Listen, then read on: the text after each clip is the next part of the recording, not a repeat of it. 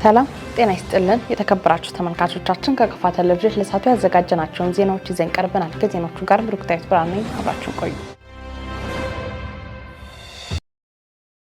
በቦንጋ ከተማ የሚገኝ የወጣቶች ማዕከል ዘርፈ ብዙ አገልግሎት እየሰጠ መሆኑን ከከፋ ቴሌቪዥን ጋር ቆይታ ያደረጉ ወጣቶች ተናገሩ። ማዕከሉ የተጓደሉ ነገሮች ተሟልተውለት የተሻለ አገልግሎት መስጠት እንዲችል የሚመለከተው አካል አስፈላጊውን ድጋፍና ክትትል እንዲያደርግም ወጣቶቹ ጠይቀዋል። ዘገባው የባልደረባችን ናስር ተማምነው ቤተልሔም እምሩ ታቀርባለች። ከከፋ ቴሌቪዥን ጋር ቆይታ ያደረጉት ወጣቶች በሰጡት አስተያየት የማዕከሉ ተጠቃሚ በመሆናቸው ብዙ ጥቅም እንዳገኙ አስረድተው ይህም አካላዊና አእምሯዊ ፋይዳ እንዳለው አመላክተዋል። ያለው ለምሳሌ የኮምፒውተር ክህሎቶችን እዚህ ከመጣን በኋላ ነው እዚህ መዋል ከጀመርን በኋላ ለምሳሌ የቤት ስራ ትምህርት ቤት የሚሰጡን አሳይመንቶችን ካርድ እየሞላን ሌላ ችግሮችን ሳና እዚህ መተን እንደፈለግን በፍሪዴም ብዙ ስራዎችን የቤት ስራዎችን አሳይመንቶችን እንሰራለን። ሌላው ደግሞ እዚህ ስንመጣ በፊት የማናቃቸውን የኮምፒውተር ውስጥ እና ኢንተር ውስጥ ያሉትን አጠቃቀሞችንም እንጠቀማለን። እነሱም ይረዱናል። እሱን እነዚህን በጥቂቱም ቢሆን ተምረናል፣ ተረድተናል እና በቃ አብዛኛውም ጊዜ ለመዝናናትም ስንፈልግ የኢንተርኔት ጣቢያም አለው እዛ ጋር የመዝናኛ ቦታዎችም አሉን። ይሄንን በመጠቀም ጊዜያችንን እናሳልፋለን። በተለይ ለትምህርታችን በጣም ጠቃሚ ቦታ ነው። ላይብረሪውንም እንጠቀማለን። የቦንጋ ማህበረሰብ ይሄ ማዕከል አልተረዳውም። ገና እየጀመረ መሰለኝ። ወጣቱ ገና ይመጣ አይደለም እና እዚህ በመዋሌ አልባሌ ቦታ ከመዋል በቃ ማይሆኑ ጊዜው ወጣቶችን በጣም በቃ የሚያሳስስ ነው ጊዜው እና እዚህ መዋላችን ትንሽ በቃ የሆነ ብዙ ነገሮችን አዳብረን እንድንወጣ ያደርጋል እና እዚህ በመዋሌ በጣም ብዙ ነገር እየተጠቀምኩ ነው። ወጣቶቹ አክለው በዚህ ረገድ የወላጆች ድጋፍና ክትትል የሚበረታታ ነው ብለዋል። ቤተሰቦቼ እዚህ ሰፈር ነዋሪ ናቸው። እነሱም ያውቃሉ ውሎዬን እና ማታ ክትትል ያደርጉልኛል። ያወረድኩትን ምን አይነት ቪዲዮዎችን ለትምህርት ጠቃሚ ቪዲዮ እንዳወረድኩ ይጠይቁኛል። ከኔም በማየት ይሄ ውሎሽ ጥሩ ነው በዚህ ቀጥይ እና በቃ ኢንተርኔት አጠቃቀሜንም በጊዜ ገድበው እነሱ ይናገሩኛል፣ ያግዙኛል፣ እመጣለሁ። ሌሎች ወጣቶችም የነሱን አራያ ተከትለው የማዕከሉ ተጠቃሚ እንዲሆኑ ጥሪ አስተላልፈዋል። ለወጣቶች የምመክረው ሌላ ቦታ ከምትውሉ እዚህ መጣችሁ አሪፍ ጨዋታዎች አሉ፣ ቴኒስ፣ ኮምፒውተርም መጽሐፍ አለ፣ በነፃ ነው መጣችሁ መጠቀም ትችላላችሁ።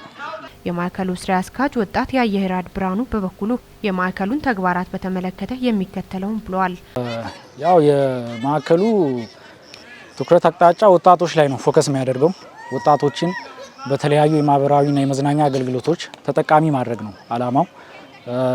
ተልእኮ እንግዲህ ወጣቶች እዚህ ማዕከል ላይ መጥተው ሲገለገሉ ጥሩ ዲሲፕሊን ይዘው እንዲወጡ፣ ከተለያዩ አልባሌ ቦታዎች እንዲርቁ፣ ከዛ ከመጥፎ ቦታዎች ላይ እነሱን ወደዚህ ስቦ የማምጣት ነው ተልእኳችንና በዚህም የተለያዩ አገልግሎቶችን እንሰጣለን። በዚህ ዙሪያ ተጨማሪ አስተያየት የሰጡን ደግሞ የቦንጋ ከተማ አስተዳደር ሴቶች፣ ህጻናት፣ ወጣቶችና ማህበራዊ ጉዳይ ጽህፈት ቤት ኃላፊ ወይዘሮ እታለም ከበደ ናቸው። አመት ምናምን ነውና 10 አመት ውስጥ የተቋቋመ ተቋም ከድጋፍ ይልቅ ሌሎቹን መደገፍ የሚችል የውስጥ ገቢ እንዲያዳብርም ጭምር የተቀመጠ ሰንሰለት አለ። ነገር ግን ለረጅም ጊዜ አገልግሎት አልሰጠም። አሁን ከቅርብ ጊዜ ወዲህ ከተማ አስተዳደሩም ሴክተሩም የወሰደ እርምጃ አለ። አንደኛ ተቋሙ እንደ ተቋም እንዴት ይቀጥላል የሚል በራሱ ቦርድ ተወያይተናል። በቦርድ ተወያይተን ምን ችግሮች አሉ ብለን ችግሮቹን አወጣን። በቃ ዝግ ነበረ ተቋሙና ምንድነው ችግሩ? አንደኛ የሰው ኃይል ማሟላት ነው። ከዚህም በፊት የሴቶች ህጻናት ውስጥ ያለ ባለሙያ ነው ሂዶ ያንን ነገር ሲደግፍ የነበረና የራሱ መዋቅር ስላለው የሰው ሀብት መሟላት አለበት ተብሎ በጀት በጅቶ ከተማ አስተዳደሩ ሰራተኛ አወዳድሮ ቀጥሯል። የራሱ ስራ አስኪያጅ አለው፣ የራሱ ኮምፒውተር ባለሙያ አለው፣ ጽዳት አለው። እንደዛውም ደግሞ የላይብረሪ ባለሙያ ሁሉ ለመቅጠር የላይብረሪ ባለሙያ ባለመኖሩ ነውና እነዚህ ነገሮች ትልቅ አስተዋጽኦ አድርጓል። ከተማ አስተዳደሩ 2016 ላይ የተሰራ ትልቅ ድጋፍ ነው። ይሄ ከምንም በላይ የሰው ሀብት ወይም የሰው ኃይል ማሟላት። ኃላፊው አክለው መሟላት ስለሚገባቸው ጉዳዮች ተጠይቀው የሚከተለውን ብለዋል። ያልተፈቱ ትልልቅ ችግሮች አሉ። አንደኛው አይተ ከሆነ አጥር የለውም። ትልቅ የመንግስት ተቋም ነው። ወጣቶች መጥቶ የሚውሉበት ነው። አጥር የለውም። ይሄ አጥር በጀት ይፈልጋል፣ ሚሊየንስ በጀት ይፈልጋልና ከተማ አስተዳደሩ አሁንም በዚህ 2018 ላይ በተከበረው ምክር ቤት አቅርቦ አጽድቋል። 5 ሚሊዮን ብር ለአጥር ተብሎ ተይዟል። ከዛ የቀረ ብር ቢኖር እንኳን የተወሰኑ ጥገና የሚያስፈልጋቸው ኮምፒውተሮች አሉ። ተጨማሪ እነዚህ ባስኬትቦሎችን አይተ ከሆነ ባስኬትቦል እንትኑ ቦርዱ እንደገና መሰራት አለበት። ያንን እንደገና ከከተማ አስተዳደር ጋር ከከንቲባው ጋር ከዛ ካሉ ካቢኔዎች ጋር የኛም የዚህ የተቋሙ ቦርዶች አመራሮች አሉ። አሁንም ካቢኔ ውስጥ ነው ያሉት። ከነሱ ጋር ሆነን የምንደግፈው ነው የሚሆነው። ሌላው ዋይፋም ጭምር የመብራት የዋይፋ የውሃ በጀት ሁሉ ተይዞ ከተማ አስተዳደሩ በዚህ 2018 ያንን ስራ ወደ ተግባር የገባንበት ነገር ነው ያለው እና በአጠቃላይ ከተማ አስተዳደሩ በጣም የትኩረት አቅጣጫ አድርጎ ይሄንን ተቋም እንደገና በአዲስ መልክ አገልግሎት ለመስጠት ወደ ስራ ገብቷል። በዓለም ላይ ግማሽ ያህሉ ህዝብ የጥርስ ህመም ተጠቂ ስለመሆኑ የዓለም ጤና ድርጅት ሪፖርት ያመለክታል። በተለይ ኢትዮጵያን ጨምሮ መካከለኛና ዝቅተኛ ገቢ ባላቸው ሀገሮች አብዛኛው ሰው የችግሩ ሰለባ እንደሆነም የድርጅቱ መረጃ ያሳያል። ችግሩን እንዴት መከላከል እንደሚቻል በገብረ ጻድቅ ሻው አጠቃላይ ሆስፒታል የዘርፉን ባለሙያ በማናገር ተከታዩን አሰናድተናል። ተከታትለን እንመለስ። ዓለም ላይ ግማሽ ያህሉ ህዝብ የጥርስ ህመም ተጠቂ እንደሆነ የዓለም ጤና ድርጅት ሪፖርት ያመለክታል። በተለይ ኢትዮጵያን ጨምሮ መካከለኛና ዝቅተኛ ገቢ ባላቸው ሀገሮች አብዛኛው ሰው የችግሩ ሰለባ እንደሆነ የድርጅቱ መረጃ ያሳያል። ለመሆኑ የአፍና የጥርስ ጤንነትን እንዴት መጠበቅ እንችላለን? የአፋችንና የጥርሳችን ንጽህና ጤንነት መጠበቅ የምንችለው ዋነኛው መንገድ የጥርሳችን በማጽዳት ነው። የጥርስ ብሩሽና የጥርስ ሳሙና በመጠቀም ለስለስ ያለ የጥርስ ብሩሽን በመጠቀም በቀን 2 ጊዜ ጠዋትና ማታ ጥርሳችንን በሚገባው መንገድ ማጽዳት ይኖርብናል። በተጨማሪም ደግሞ ፍሎሲንግ የሚባል አለ። ትናንሽ ክር መሳይ ነገሮች አሉ፣ በጥርስ ፋርማሲዎች የሚሸጥ ማለት ነው። በጥርሳችን መሀል ያሉትን ቆሻሻዎች ለማውጣት የምንጠቀምበት ክር መሳይ ነገር አለ። እሱን በመጠቀም ጥርሳችን ማጽዳት አለብን። ሌላው ደግሞ መዘንጋት የሌለበት ጣፋጭ ነገር ከመውሰድ መቆጠብ አለብን። ጣፋጭ ምግቦችን በምንበላ ሰዓት ጥርሳችን ላይ ስለሚለጠፉና ለባክቴሪያ መራባት ምቹ ሁኔታ ስለሚፈጥር ጣፋጭ ነገሮችን ማስወገድ አለብን። በተለይ ለወላጆች ማስተላለፍ ፈልገው ለህፃናት ብዙውን ጊዜ የሚሰጡ ናቸው ጣፋጭ ነገሮች፣ ብስኩት፣ ከረሜላ የመሳሰሉት ነገሮች የህፃናትን ጥርስ በጣም የሚጎዳ ስለሆነ ይሄንን ከመስጠት መቆጠብ አለብን ማለት እፈልጋለሁ። ለወላጆች በተለይ የሚጨምረው ፈልገው ደግሞ የሚጠጡት ነገር ላይ ሻይም ይሁን ወተት ሲጠጡ ስኳር ማብዛት የለብንም። በተጨማሪም ጡጦ መጠቀም የለባቸውም። በሲኒና በኩባያ ቢሆን የተሻለ ነው ለህፃናት በተለይ ማለት ነው። ሌላው ደግሞ የጥርስ ህክምና ክሊኒኮችን እየሄድን በአመት 1 ወይ 2 ጊዜ እየሄድን ብንታይ የተሻለ ነው። ምናልባት እኛ ቤታችን በመስታወት ማየት የማንችለውን ነገር የጥርስ ሐኪሞች በተለያየ ምርመራ በአፍ ውስጥ ካሜራ ሊሆን ይችላል፣ በራጅ ምርመራ ሊያገኙ ስለሚችሉ የተደበቀ ችግር ካለ ቼክ ብንደረግ በአመት 1 ወይ 2 ጊዜ እየሄድን ብንታይ ይመረጣል። ሌላው ደግሞ ተጋላጭ የሚያጋልጡን ሱሶች አሉ። ለምሳሌ ጫት የሚቀሙ፣ ሲጋራ የሚያጨሱ ሰዎች ጥርሳቸው ለዚህ የተጋለጠ ስለሆነ ከዚህ ድርጊት መቆጠብ፣ ከሌሎቹ የተሻለ ደግሞ ጥርሳቸውን ማጽዳት አለባቸው። እንደዚህ አይነት ነገሮችም የሚጠቀሙ ሰዎች የጥርስ ንጽህናን መጠበቅ ምን አይነት ጥቅሞች አሉት? እነዚህ በጣም በርካታ ጥቅሞች አሉት። ጥርሳችንን ማጽዳት ሰው ፊት ስንቆም ጥርሳችን ስለሆነ ቀድሞ የሚታየው የራስ መተማመናችንን ይጨምርልናል። ሌላው ደግሞ የአፍ ሽታ እንዳይወጣ ይከላከልልናል። የምንበላውን ምግብ አፋችን ውስጥ በተከማቸና በተጠራቀመ ቁጥር እየተለጠፈ ሽታ ስለሚያመጣ ይህንን ለመከላከል በየጊዜው ማናጸዳው ከሆነ የማይመች ሽታ ወይ ደግሞ የአፍ ጠረን ሊያመጣብን ስለሚችል በየጊዜው ጥርሳችን ማጽዳት አለብን። ሌላው ደግሞ ከድድ መድማት ሊከላከልልን ይችላል። ጥርሳችን ማናጸዳ ከሆነ ምግቡ ድድና ጥርስ መሃል እየተከማቸ ድዱን ስለሚጎዳው በየጊዜው የድድ መድማት ሊያጋጥመን ስለሚችል ጥርሳችን ማጽዳት በዚህ መልኩ ሊጠቅመን ይችላል። ሌላው የጥርስ መቦርቦር ነው። ጥርሳችን ማናጸዳ ከሆነ አፋችን ውስጥ ያሉ ባክቴሪያዎች ምቹ ሁኔታ ስለሚፈጠርላቸውና ጥርሳችን ስለሚያበላሹት በየጊዜው ጥርሳችን እየተበላ እየተቦረቦረ ይሄዳል። ከዛ የጥርስ ህመም ይመጣል። ጥርስ ማበጥ ሊመጣ ይችላል። ጥርሱም ከለሩን እየቀየረ ሊበልዝና ሊያስቸግረን ይችላል። ስለዚህ ጥርስ ማጽዳት እጅግ በጣም ጠቃሚ ነው። የጥርስ ህመም የተለያዩ መንስኤዎች እንዳሉ ገልጸዋል። የጥርስ ህመም የሚከሰቱበት እንግዲህ ቅድም እንዳልነው አንደኛ የተቦረቦረ ጥርስ ሲኖር ነው። ካለጸዳን ጥርስ ይቦረቦራል። የተቦረቦረ ጥርስ ካለ በእርግጥ የደረጃው ሊለያይ ይችላል። መጀመሪያ ላይ ብዙ ምልክት አይኖረውም። ጥርሳችን እየተበረበረ ሲመጣ እየቆየ ወደ ውስጥ እየገባ ሲመጣ ነው ትኩስ ነገር ወይ ቀዝቃዛ ነገር ስንወስድበት ህመም ያመጣብን። ስለዚህ ጥርስ የተበረበረ ጥርስ ካለ አንደኛው መንስኤ ጥርስ ህመም የሚመጣው መንስኤ ይሄ ነው። ሌላው ደግሞ የጥርስ አቃፊ የሚባሉ አሉ። ድድና ደግፎ የሚይዘው አጥንት እሱም በአደጋ ምክንያት ወይ ደግሞ በንጽህና ጉድለት ምክንያት ሲታመም ሲጎዳ አቃፊው ህመም እንላለን። ጥርሱ ሲታይ ንጹህ ሊመስል ይችላል፣ ግን ዙሪያ ላይ ያሉ ደጋፊ አጥንቱና ስጋው ሲታመም ጥርስ ህመም ብሎ ነው የሚመጡት።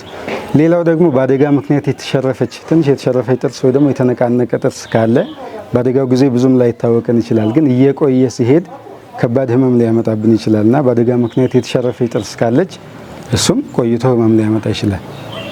ሌላው ደግሞ የህፃናት ጥርስ በወቅቱን ጠብቆ መነቀል ሲኖርበት ካልተነቀለ ህመም ሊያመጣ ይችላል። ከስር እየገፋው ስለሚመጣና አንዱም ስለሚነቃነቅ ምግብ በበሉ ሰዓት ህፃናት ህመም ሊሰማቸው ይችላል። ጥርሳቸውን የታመሙ አካላት ሳይጠናባቸው ወደ ሕክምና ተቋም መሄድ እንዳለባቸው አሳስበዋል። ብዙ ሰዎች ወደ ሕክምና ተቋም የሚመጡት አሁን ጥርሳቸው በጣም ካልቆ ከተበላ ሌሊት አላስተኛ ሲላቸው ኮንቲኒየስ ህመም ሲኖር ነው የሚመጡትና ትንሽ ህመም ገና ቦታው ላይ ትኩስ ወይ ቀዝቃዛ ነገር ሲያስገቡበት ህመም ሲጀምራቸው ቢመጡ ሕክምናውም ቀላል ይሆናል።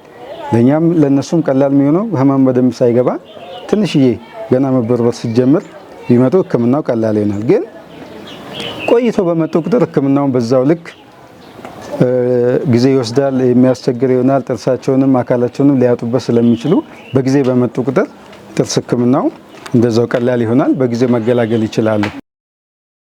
በ2017 በጀት ዓመት የከተማው ግብር ከፋዮች በወቅቱ ግብራቸውን መክፈላቸው በተለያዩ ዘርፍ የተሻለ አፈጻጸም እንዲመዘገብ ማገዙን የቦንጋ ከተማ አስተዳደር ገለጸ።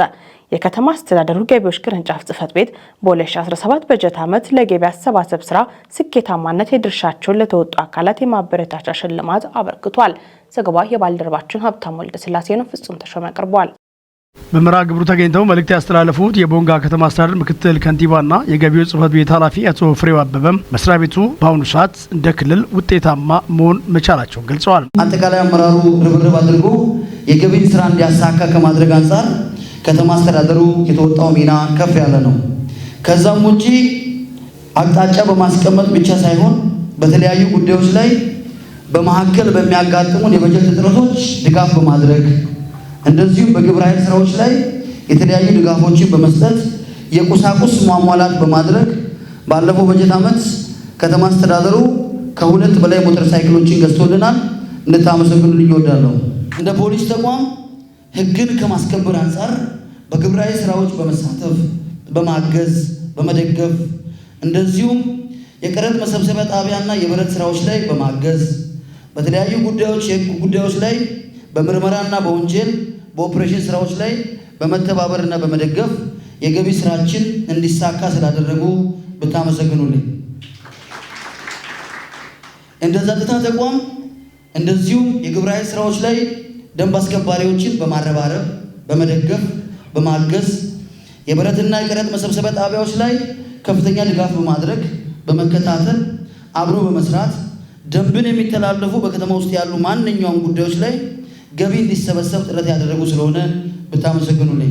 የልማት ፍላጎትን ለማሳካት ገቢ የመጀመሪያውን ደረጃ እንደሚወስድ ይታወቃል ያሉት ከንቲባ አቶ አስማማው ደመ ለእቅዱ መሳካት በየደረጃው ያሉ የሁሉም ጥረት ድምር ውጤት ነው ብለዋል። ዛሬ ላይ እዚህ ስንገኝ መስሪያ ቤቱ ደግሞ በራሱ ለዚህ ውጤት መመዝገብ ድርሻ በርካታ ባለድርሻዎች አሉ እንደተባለው ሁሉም ሰው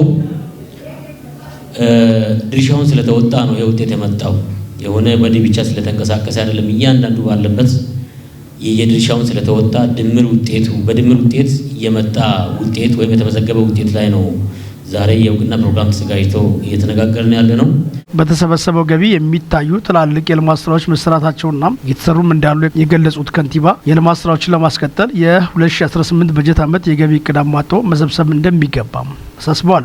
ይህንን መሰረት አድርገን ደግሞ የ2018 ዓመተ ምህረት እቅድ ሲታቀድ እቅዳችን በጣም የተለጠጠ ፖቴንሻልን ያገናዘበ በደንብ ተለጥጠን ወይም ተንጠራርተን መሰብሰብ ያለብን ገቢ እንደሆነ ሰፋ ያለ እቅድ ተይዞ አሁን በመረባረብ ላይ እንገኛለን። ይህንን መድረክ ደግሞ ልዩ የሚያደርገው ሰሞኑን ባደረግነው የገቢ መድረክ ያንን እቅዳችንን ትልቁን እቅዳችንን ከግብ ማድረስ አለብን ወይም ማሳካት አለብን ብለን ከተለያዩ ባለድርሻ አካላት ጋር ምክክር መድረክ አድርገን እንደዚሁ የተቀናጀ የአመራርና የባለሙያ ጥምረት የጸጥታ ኃይሉን ጭምር ታክሎበት በግብረ ኃይል በየቀጠናው ወርዶ እየሰሩ ባሉበት ሰዓት ወይንም ልዩ ርብርብ እያደረግን ባለንበት ሰዓት የምናደርገው መድረክ መሆኑ ለዚሁ ለ2018 ዓመተ ምህረት ለምንሰራው ስራ በራሱ ልዩ እገዛ ይኖረዋል ብዬ አስባለሁ። አቶ አስማማው በመጨረሻም ጽህፈት ቤቱ ላስመዘገበው ውጤት ማበረታቻ እንዲሆንና ጽህፈት ቤቱ የዘመነ አገልግሎት በመስጠት ስራውን እንዲያሳልጥ 2 ዴስክቶፕ ኮምፒውተርና 1 ፕሪንተር በስጦታ መልክ በከተማ አስተዳደር ስም አበርክተዋል። በመጨረሻም የ2017 በጀት ዓመት እቅድ አፈጻጸም በተቋሙ ውጤት ከፍተኛ ድርሻ ላበረከቱ ተቋማት የማኔጅመንት አባላትና ሰራተኞች እውቅናና ሰርተፊኬት ተሰጥቷል።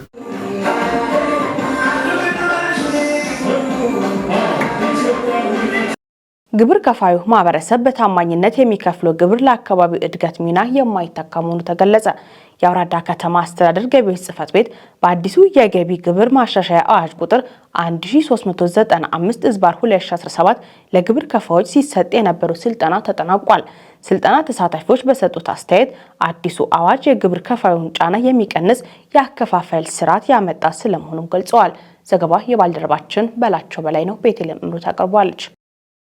በመድረኩ የተገኙት የአውራዳ ከተማ አስተዳደር ከንቲባ አቶ ታረቀኝ ኃይሌ ግብር ከፋዩ ማህበረሰብ በታማኝነት የሚከፍለው ግብር ለአካባቢው እድገት ሚናው የማይተካ መሆኑን አመላክተዋል። ታማኝነት ግብር ከፋይ የሚሆን ምደመር ከሆነ የተሻለ አካባቢ ማለት ይፈልጋል ማለት ነው። ለዚህ የተሻለ አካባቢ የምናየው ሁላችንም የጋራ ጥረት ካረግን ነው። ይህን በተገቢ መውሰድ ያስፈልጋል። አንዳንድ ለማጭበርበር የሚሞክሩ አሉ። የከተማ አስተዳደሩ ከዚህ በፊት በሰበሰበው ገቢ የተለያዩ የልማት ስራዎችን ሲሰራ መቆየቱን ያነሱት ከንቲባው ነጋዴው ማህበረሰብ በታማኝነት ግብር በመክፈል ግዴታውን እንዲወጣ አስገንዝበዋል። ግንዛቤ በእንደዚህ አይነት ሁኔታ ለሰዎች መስጠት መቻል አለብን። እኛ ከናንተ ኮተው በላይ እኮ ወደዛ ወስዳችሁ ከምትገብሩ ከናንተ ግብር በላይ ከናንተ ኮተው በላይ እዚህ ያለ ሰው አይቆርጥም። በኮተው በህጉ ነው የሚቆርጠው። ለዚህ አላስፈላጊ ወንጀል ውስጥ መግባት አያስፈልግም ማለት ነው። ህገወጥ ነን ስንወጣ ብንዝ መኪናው ይቆያል፣ ይንከራተታል። ህገወጥ ነው ያለ ኮተ ነው የወጣው ይወረሳል፣ አይወረስም። ይሄ ሁሉ የገቢው አዋጅ ያትታል። ነገር ግን ይሄን እያወቅን እያለፍን እንዳለም ልትረዱ ይገባል። ይሄን የምናልፈው ለምንድን ነው? እንደዚህ አይነት ግንዛቤ ለሁሉም እንስጣ። አንዴ ከአሁን በኋላ ግንዛቤ ከሰጠን በኋላ ይሄን እያጭበረበረ ያለ ነጋዴ ብናገኝ እርምጃ ብንወስድ ቅሬታ አይኖርንም። ለኛ ይኖራል፣ ለኛ አይኖርም ቅሬታ። አልፈናል ትላንት። ከትላንቱ መማር ግን ያስፈልጋል። ሳይንከራተቱ ሳይከራከሩ በተገቢ ሁኔታ አሁን ባለን ኤንቫይሮንመንት ብዙ ምቾት የሚሰጥ ቢሮ አይደለም ያለው። ጠባብ ቢሮ ነው ያለው። ባለሙያዎችም ባለጉዳይ መጥተው በጣም አርፎ የሚስተናገድበት ቦታዎች የሉም። ነገር ግን አሁን እየሰራን ያለንበት ሂደት አለ በእናንተ አቅም። እሱን ስንጨርስ የኛ አገልግሎት አሰጣጥ ከማንም አድሎ የጸዳ በሆነ የከተማ አስተዳደሩ ኢኮኖሚ ክላስተር ጽሕፈት ቤት ኃላፊ አቶ ደስታ ፍስሐ በበኩላቸው የከተማዋ ገቢ የመሰብሰብ አቅም ከአመት ዓመት እያደገ መምጣቱን ጠቅሰዋል። 172 ሚሊዮን ብር በላይ ለመሰብሰብ አቅደን ተነስተናል። ስለዚህ ይህን እቅድ አቅደን ስንነሳ ከዞንም ከፌደራል ከክልል ይህ እቅድ ወደ ታች ሲወርድ አንደኛ ታማኝ ግብር ከፋዮቻችን ይህን ግብር በተገቢ መንገድ ስራዎቻቸውን ሰርቶ ይከፍላሉ ከሚል አንጻር ነው። ምክንያቱም ነጋዴ በሌለበት ግብር ከፋይ በሌለበት የትኛውም እቅድ የትኛውም ገቢ ይገኛል ተብሎ አይታሰብም። ስለዚህ ነጋዴው ወይ ግብር ከፋዩ በታማኝነት ተገቢ የሆነን የመንግስት ግብር ለመንግስት በማቅረብ ያው ገቢያችንን ያሳካሉ ብለን እናስባለንና ነጋዴዎቻችን ለኛ ክብር ናችሁ ብለን እናስባለን። በደረጃ ሀመራዋና ለውስጥ የሚገኙ ግብር ከፋይ ቁጥሩ በርከት ያለ መሆኑን የጠቀሱት አቶ ደስታ ነጋዴው ህብረተሰብ አመታዊውን ግብር በአንዴ መክፈል ስለሚበዛበት በአመት 4 ጊዜ እየከፈለ ጫናውን እንዲቀንስ ማድረግ የስልጠናው ዓላማ መሆኑን አስገንዝበዋል። አዲሱ የማሻሻያ ግብር ነው። 2 ዓላማዎች አሉት ይህ ስልጠና። አንደኛው በአንድ አመት ውስጥ አንድ ነጋዴ ከፍተኛ ግብር ነው የሚከፍለው። ይህንን ግብር መክፈል ደግሞ ትንሽ ያው ለመክፈል የገንዘብ ጫና የገቢ ጫናም ስላለበት መንግስት በ4 ዙር ከፋፍሎ መክፈል አለበት የሚል ሀሳብ በመያዝ ወደታች የተወረደበት ሁኔታ ነው ያለው። ሁለተኛው ደግሞ መንግስት አንድ ጊዜ ብቻ ነው በአመት ከግብር ከፋዮች ገንዘብ የሚያገኘው። ነገር ግን በዚህ ገቢ ግብር አዋጅ 4 ጊዜ በተመጣጠነ መልኩ በ3 ወሩ አንድ ይከፍላል። ለ4 ተካፍሎ ማለት በ2017 የተከፈለውን ግብር አንድ ጫና ተፈጥሮበት በአንድ ጊዜ ከመክፈል ይልቅ በ4 ዙር እያገዘ ይከፍላል ማለት ነው፣ እየታገዘ። ሁለተኛ ነገር ደግሞ መንግስት በተመጣጠነ መልኩ ገቢውን እንዲያገኝ ነው። ከዛ ውጪ በዚህኛው በአዲሱ የገቢ ግብር አዋጅ አዲስ የገቢ ግብር አዋጅ ላይ ማሻሻያው ላይ አዲስ ያለ ነገር ምንድነው ብትሉ አንደኛ ደረጃ ሀምሯ የሚባል የግብር ከፋይ አይኖርም። ደረጃ ለና ደረጃ ሀ ብቻ ነው የሚሆነው። ከዚህ ጋር ተያይዞ አንደኛ ይህ ለምን ደረጃ አምሮ አጠፋ ለምን ላይ ብቻ ሆነ ለሚለው አንደኛ ነገር አብዛኛ ነጋዴዎቻችን ያው የሰለጠኑ አይደሉም የሚል ነገር ጥናት ተደርጓል። ስለዚህ የሰለጠኑ ካልሆኑ አንዳንድ በኢንተለጀንት ተገቢ ያልሆነ ቅጣት ውስጥ ይገባሉ። 100 ሺህ ብር 50 ሺህ ብር የሚቀጡበት ሁኔታ አለ። ይህን ቅጣት ለመቀነስ ነው አንደኛው። በዚህም የንግዱ ማህበረሰብ ተገቢ ያልሆነ የዋጋ ጭማሪ ባለማድረግ ሸማቹን ማህበረሰብ በታማኝነት እንዲያገለግል በተገቢው መንገድ ደረሰኝ መቁረጥ እንዲሁም ለሸማቹ ማህበረሰብ መስጠትና ሌሎችን ተግባራዊ በማድረግ ኃላፊነቱን እንዲወጣ አሳስበዋል። አሰጣጣችንን የዘመነ እናደርጋለን። እኛ እንደ ቢሮ የአገልግሎት አሰጣጣችን ከበፊቱ በተሻለ መልኩ ለነጋዴው የመስጠት ግዴታ አለብን። ባለሙያዎችም እኛ የጽህፈት ቤት ኃላፊዎችም አጠቃላይ በከተማ አስተዳደር የሚገኝ የትኛውም ሰራተኛ ለእናንተ አገልግሎቱን በተገቢው መንገድ እንዲሰጥ ይደረጋል። ሁለተኛ ነገር ደግሞ እናንተ ተገቢ በሆነ መንገድ አገልግሎቱን ለመውሰድ የሚጠበቅባችሁን ግዴታ መወጣት አለባችሁ። ቅሬታ ካለባችሁ ቅሬታውን በተገቢው ለሚመለከተው ክፍል ማቅረብ፣ ከዛ በላይ ከሆነ ከዛ በላይ ለሆነ አካል ማቅረብና መክፈል ያለባችሁን ግብር በተባለው ጊዜ መክፈል አለባችሁ። በመድረኩ የካፋ ዞን ገቢዎች መምሪያ የታክስ ትምህርትና ቅሬታ አጣሪ ዳይሬክቶሬት ባለሙያ የሆኑት አቶ ጊዶ ወልደ ሚካኤል የስልጠናውን ሰነድ አቅርበዋል። ሰልጣኝ ግብር ከፋዮች በሰጡት አስተያየት ተሻሽሎ የወጣው የገቢ ግብር ማሻሻያው ግብር ከፋዩም ሆነ በመንግስት ካዝና ተመጣጣኝ ገቢ እንዲኖር ያግዛል ብለዋል። የፓርቲን አሰራር ተከትሎ አደረጃጀቶችን በማጠናከር የህዝቡን ተጠቃሚነት ለማረጋገጥ መስራት እንደሚገባ የካፋ ዞን ብልጽግና ፓርቲ ሱፐርቪዥን ቡድን አስገነዘበ። ቡድኑ በጊምቦ ወረዳ የተከናወኑ ባሉ የመንግስትና ፓርቲ ተግባራት ላይ ክትትልና ድጋፍ አድርጓል። ዘገባው የወረዳ መንግስት ኮሚኒኬሽን ነው። ፍጹም ተሾመ አቅርቧል። የፓርቲና የመንግስት ተግባራት ክትትልና ድጋፍ ላይ የታዩ ጠንካራና ደካማ ጎኖችን በመለየት ለቀጣይ ተግባራት አቅጣጫ የሚሰጥ መሆኑን የካፋ ዞን ኢኖቬሽንና ኢንተርፕራይዝ መምሪያ ምክትል ኃላፊ አቶ ነገሰ ግዛው ተናግረዋል። አደረጃጀቶች በየመዋቅር ሪፖርትና መረጃ ልውውጣቸውን ማጠናከር እንደሚያስፈልግም ጠቁመዋል።